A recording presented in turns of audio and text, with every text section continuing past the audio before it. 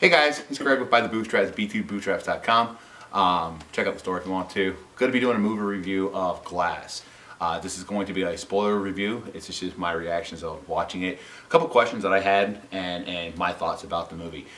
So if you haven't seen the movie, don't watch the video unless you don't care, in which case watch the video and comment below. If you like this video, if you want to see more movie reviews or things like that, let me know. I'll definitely check some out. If not, I'll probably check them out anyway and probably make videos on them because, you know, I want to. Anyway, Glass is the sequel to Split, which is the sequel to Unbreakable, which is one of my all-time favorite movies. I absolutely loved Unbreakable. I love the dynamics and the character piece of Bruce Willis's character and Samuel L. Jackson's, and like that opposing diametric viewpoint that they had, the friendship that they created, and then the twist at the end. I thought it was really good. So I really look forward to Glass because I was hoping to see more of these two characters, all right? And really what it mainly is primarily a sequel to Split. I haven't seen all Split. I've seen parts of Split. I own the movie. I just haven't gotten around to watching it in its entirety. And I enjoy James McAvoy's character. I think he did a great job. In fact, I think he was like severely underrated for what he does. And in this movie, holy crap, he literally steals the scenes he's in. You know, this dude deserves an Oscar, or at least should be brought up for, you know, commentary when it comes to that. You know, the conversation should be around his performance in this movie because it is fantastic. You know, they call him the Horde in the movie. He's got, I think, 13 different personalities. One being this superpowered creature called the Beast, which gives him like super strength and things of that nature. All right. So Bruce Willis's character is called the Overseer, and he's basically a vigilante, and he's super strong, but he has a weakness to water. And so he is chasing after, in the beginning of the movie, the Beast, because the Beast character, James McAvoy's character, has kidnapped a group of girls. It's like 4 cheerleaders. And so Bruce Willis is trying to find him. And so they find each other, they get into a brawl, they get knocked out of a window, and when they get knocked out of the window, they get pulled over by all these police officers and cops to get arrested, and they get sent to this mental facility. Well, right there at the beginning of the movie, I go, well, wait a minute. How did the cops know that they were at this building and they would have fallen out of this window at this particular time, and then have the setup and all the equipment that they would need to control James McAvoy's character?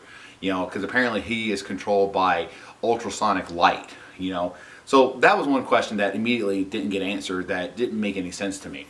Then they go to this facility where Mr. Glass, which is Samuel L. Jackson's character, is staying at. Apparently he's been there since the events of Unbreakable, and if you know, you're following the timeline, Unbreakable was 19 years ago, right? Now, in movie terms, I think it's probably past maybe, you know, 12 or 15 years, but still it's a long time to be locked up, right? And so most of Samuel L. Jackson's performance in this movie is, I think, completely underrated for what he could do, because he's literally catatonic in like most of the scenes he's in. You know, now they do show him doing some face twitches, and you can tell he's processing, he's thinking and things like that, which I thought was pretty cool. I kind of like how they kind of zeroed in on that, but they don't do, like, he doesn't really get to perform until like really the third act of the movie. And this movie is a slow burn movie, all right? If you're thinking Marvel or DC or anything like that, don't think that, because when you go to this movie, it is a slow burn, right? And some things in this movie are really good, and then some things are just, they don't make a lick of sense, all right? How, for example, does Samuel L. Jackson's character, who's been locked up in this facility, who's been sedated, how does he escape his room, all right? They make it a point in this movie to show him traveling around in these hallways in the facilities, and he gets recaptured. But how does he escape his room? It's a locked door.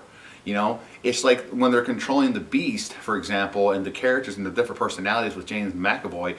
You know, they're controlling it with this light, right? Anytime he has a personality that gets destructive or demented or crazed or abusive, and he goes towards the door, it's supposed to emit this light, which basically incapacitates him, right?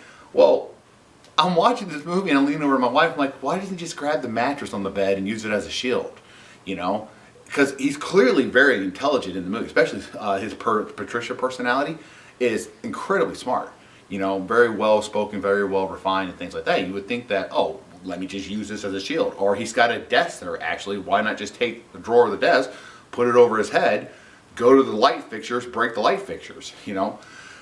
So there's like unanswered questions in the movie that they just kind of did, and you're like, you have to throw out your sense of belief, right? Then there's the female psychiatrist. Throughout the entire movie, she's basically trying to convince these guys that they're not superheroes, you know, that they don't have abilities, they don't have any kind of special powers and things like that. And so it's this whole entire set piece of where she's trying to, through dialect, you know, tell them, hey, you're not what you think you are. And for one of the characters, you know, which is James McAvoy's character, it starts to sink in because of all the split personalities. But on the other ones with Bruce Willis's character and Samuel L. Jackson's character, it clearly has no effect. It clearly has nothing there. And like the explanations of what she says are just too perfect. It's like, oh, well, it could have been you thought you saw something because of sleight of hand tricks that magicians use and being able to read people's personalities so quickly that you could just come up with these pre-thought determinations. Where in Unbreakable, they clearly make it out to be where if Bruce Willis touches another person and he senses like that negative vibe or energy, he can see mentally like the crimes that they committed, and he picks his targets as to who he's going to avenge on or who he's going to stop based on the images that he sees in his head. It's almost like a mystic act almost. But here they try to break it down in like a scientific, like proven explanation, and based on the lore beforehand, it doesn't make any sense. Like, it literally does not make any sense. It's like, okay, you can't explain this part away. So they go through this whole entire breakout sequence where Mr. Glass, Samuel L. Jackson's character, again breaks out of his room. He somehow capacitates a guard by essentially killing him because he knew in advance that they were going to perform a procedure on the frontal lobe that would keep him unable to be as smart as he is. Like, it would lower like the synapses firing in his brain. Okay, well, how would he have known that? You know, how would he have known to change one of the pieces of the operating equipment? You know, then he goes to this electricity room where he uploads these cameras and he uploads to a live feed. Now, keep in mind, again, in the movie's logic, the man's been locked away for 15 years, all right? So from the moment he was out in Unbreakable to the moment he is out in Glass, a lot has happened. A lot of technology has come and gone. The internet has changed drastically. I mean, hell, when he went in, there was MySpace, you know, and obviously that's not even around anymore. So many things would have changed. So how did he know how to perfectly program and hack into a computer system that he's never even seen, touched, or when he did use technology more freely, it would have drastically changed by that point? You know, I mean, I know he's supposed to be super smart, but there's also practical knowledge too that needs to go involved. Which, all that I can actually forget, all right? All that I can actually say, okay, that's still cool. And even up to that point, I'm like, okay, I'm really enjoying this movie. I really like this movie. But then, M. Night Shyamalan does the dumbest thing in the world, okay? Instead of taking down the characters and containing them, he introduces a secret society that knows about superhumans and superhuman abilities, and their goal is to get these people not to believe that they can do what they can do or kill them. Bruce Willis's character dies in one of the absolute dumbest ways possible. He basically gets choked out and drowned in a puddle of water by one of these secret society guys. You know, it was such a bitch move to do. You know, the Beast gets shot and killed for no reason at all. You know, I mean, and of all the characters, you could say, okay, well, he probably deserved to die just because of his behavior and actions and the fact that he's just too unstable. Like, you could definitely see, like, okay, there's a reason why you'd want to kill this guy, right? But David Dunn's character, which protects police officers in the movie from being hurt and attacked, he dies in the most absolute dumbest way. And then, of course, Mr. Glass dies, and he does this at the whole entire time. You think they're doing this breakout sequence where he basically tricks Bruce Willis's character, David Dunn, to come out and, you know, forces him to fight, or other innocent people are going to die. Come to find out, that was never his plan all along. His plan was to expose these superhuman beings, which is what he does with these cameras that were installed in this prison facility, this mental ward. He has these cameras installed, and he uses it to upload the video, which sounds like a cool premise. Like, oh yeah, that'd be cool. Maybe if that would have came out, you know, 15 years ago. So if Unbreakable came out 19 years ago, 5 years after Unbreakable, then you do, you know, Glass, and it would make a lot more sense. It's like, okay, things going viral in media and things like that. Like, that would have been a new phenomenon. You know, like, we would have seen that and be like, holy crap, that's something completely different. Would have captivated people. But now in this day and age, with how videos come and go so quickly and how things can be explained away as the top 10 spookiest things or the top 10 most unexplained things. I mean, there's videos like that on YouTube all day long and no one hardly looks at those. You know, so they make it in the movie to be like, oh, we're starting this revolution by sending this information out there. And I just can't imagine in this day and age that a lot of people would be looking at their phones going, oh my God, look at this. They'd be like, oh yeah, that's nice. Who cares? You know, next, what's on Instagram? You know, what's on Twitter? What's on Facebook? You know, it wouldn't have had the impact. So I know where he was trying to go with it, and it was a very interesting premise, but it just bombed at the end. You know, I really enjoyed the first two parts of this movie. The first part was like exactly what I thought it would have been as Unbreakable had been going on. You know, he was still living that life as a vigilante. You know, and I love the dynamic that it shows between the father and the son and things like that, and how the son really cares for his father. You know, tries to convince him not to go out there, but Bruce Willis has this sense of duty that he needs to keep going out there and keep looking for these perpetrators, which I thought was great. That was a really good way of doing it.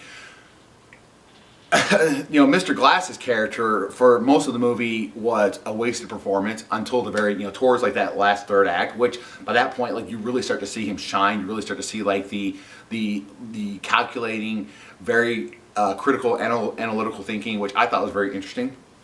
But they wasted too much of his character getting to that point. You know, this really should have just been called Split 2, you know, because there was a lot of focus on James McAvoy's character and the Beast and the Horde, and that was really good. And admittedly, that was probably some of the best scenes in the movie, was watching him perform, how he would just switch on a dime those characters, and that was fantastic. And each one was distinctly different, and each one of them were captivating to listen to and watch, and it was amazing. But then that third act, final act, man, like for me, it was still enjoyable, but it could have been so much more. I mean, I remember looking at my wife when they did the whole reveal of the secret society. Both of us were just going, are you for real? Seriously? This is the way they're going to go with this?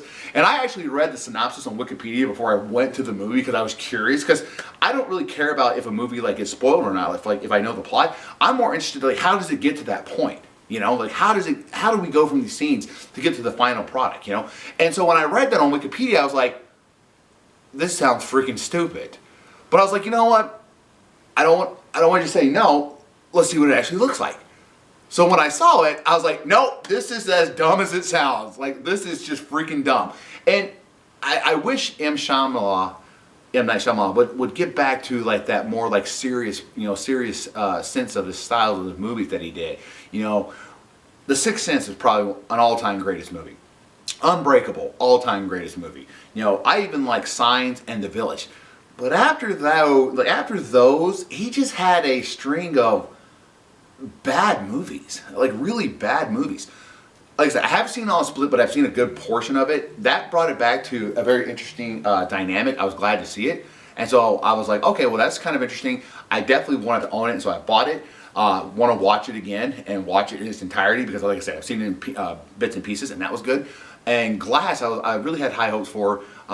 It wasn't as good as I was hoping for. I was hoping to see more of the dynamic between David and Elijah, Mr. Glass. I was hoping to see more of like how Mr. Glass used James McAvoy's character, the Horde, to get to their point. I mean, they show a little bit of it, but not nearly as much as I was hoping they would show. And overall, just kind of left out like, well, it could have been better. And that was really sad because I was like, man, I really had high hopes for this movie. You know, it was one of the few movies that I actually wanted to go see in theaters. So, I don't know. Like I said, we'll check it out later again. Maybe giving it some time, watching it a second time, a second viewing, my opinion might change now that I've seen like the whole reveal and the twist. Maybe now I will maybe appreciate it a little bit more. But if I had to walk out of the theater and like judge it right now just on as it is, I'd say it's a C+, B-, at best. So I don't know. Comment below, let me know if you guys like this video and like videos like this. Like I said, I'll do more of them. Just let me know if that's something you guys want to discuss, and I will talk to you guys later.